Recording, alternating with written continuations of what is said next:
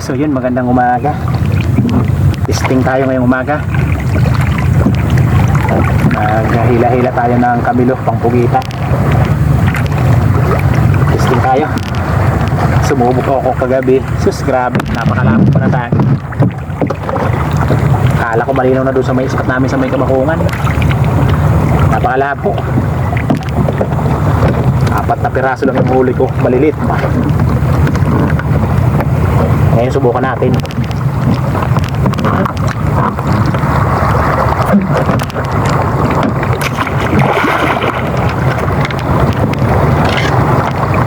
Napakatahimik ng dagat. Ito yung area na ano, ito yung batuhan ko. Yung inaalangan namin lusutin to dito sa may barangay Ginarawayan.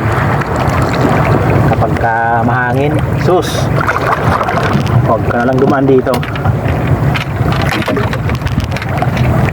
Pero kapag kakalmado naman, yan tahimik. Sana makadilensya tayo ngayong umaga. Matagal-tagal na hindi tayo nakalusong dahil sa ano, nagdaang kabilugan ng buwan.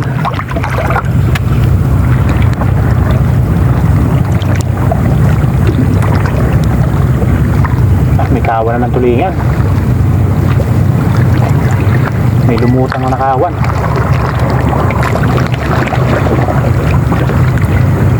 Lumami sana yung kawan ng tulingan para sa tulingan naman tayo. So yun, abang-abang sa mahuhuli natin. Sana makachamba tayo ng tugita. Isda kung mayroon.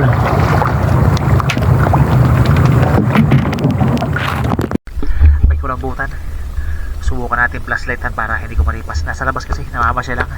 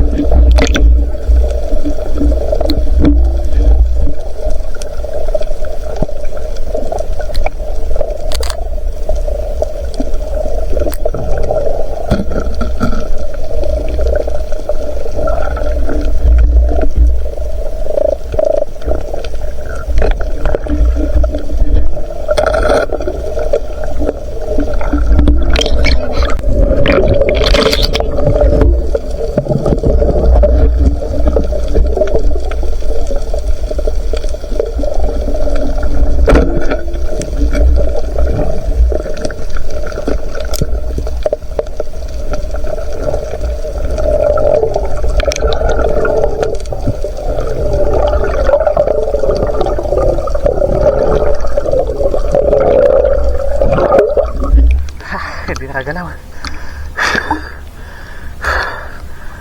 Ulap ka na. Sigurado na pang ulap natin. Ibibit natin mamaya yung ulabutan.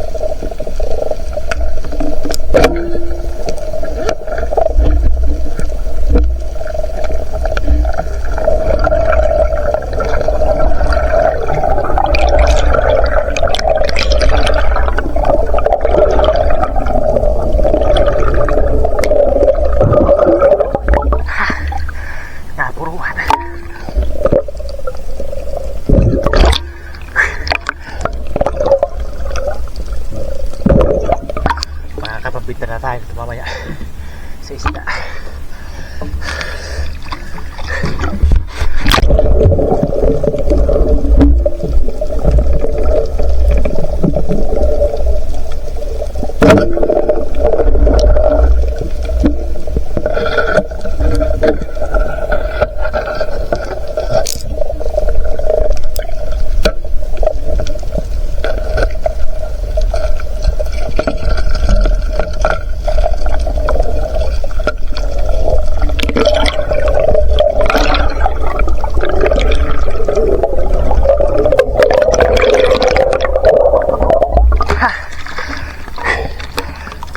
Dito kung tawagin namin ito bugdo, masarap ito, mas masarap pa ito sa ano, para lang sa akin ha, mas masarap ito sa samaran.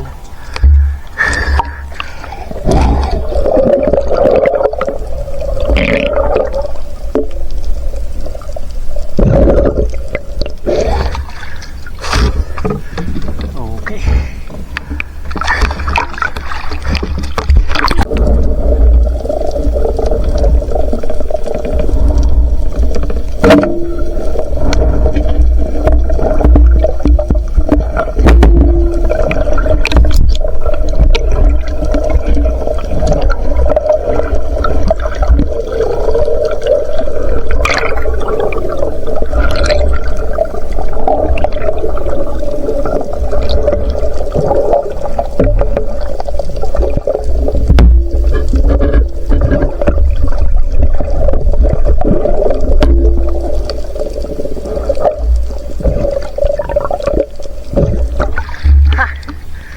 Mabigat ito.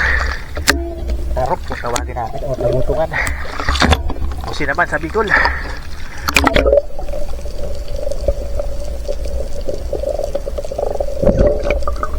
Mabigat ito.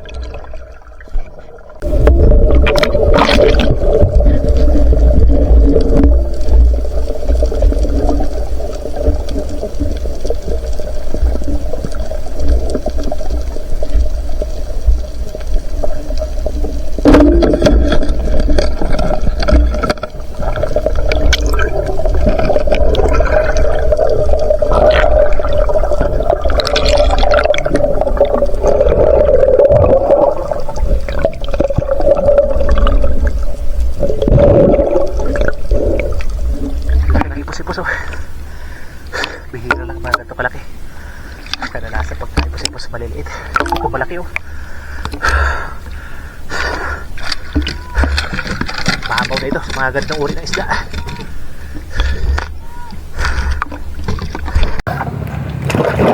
Distasado na. Napakakulit. Kahit may tayo na pang dive.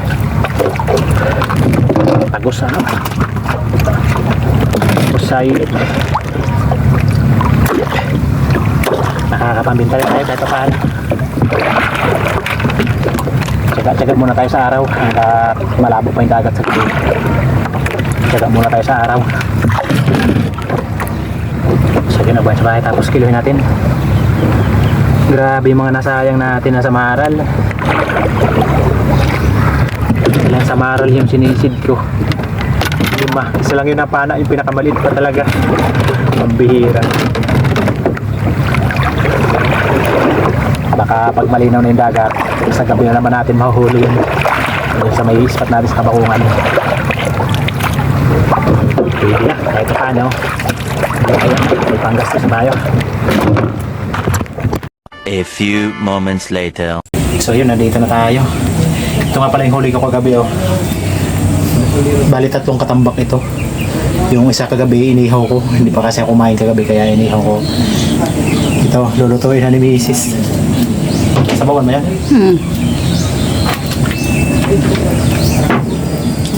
Sa araw muna tayo magtsatsaga. Kahit na napakainit ng panahon. Grabe yung init.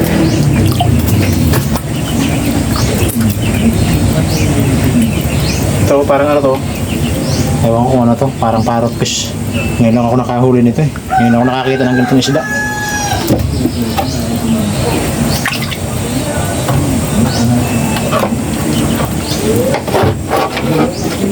Ito, ibibigay natin to sa may gusto nito.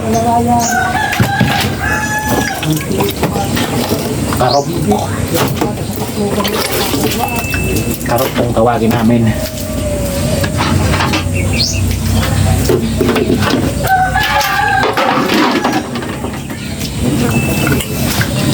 Ayos na. Ito may ata pa to. Hindi ko natatanggalan to. 170 yung kilo kapag may ata pa. Yan, 1.6. 170 yung kilo nito.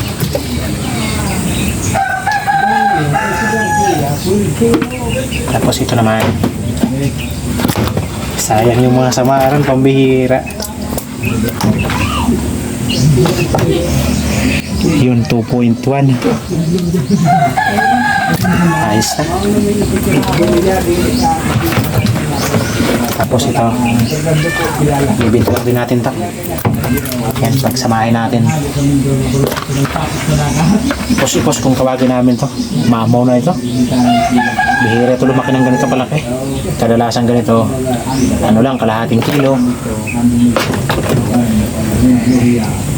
1.7. Hindi ko pa alam kung magkano yung presyo nito, yung kilo nito. Tanta ko ito ngayon. Pag walang may gusto dito sa kapitbahay namin, dito na namin tumamayang gabi.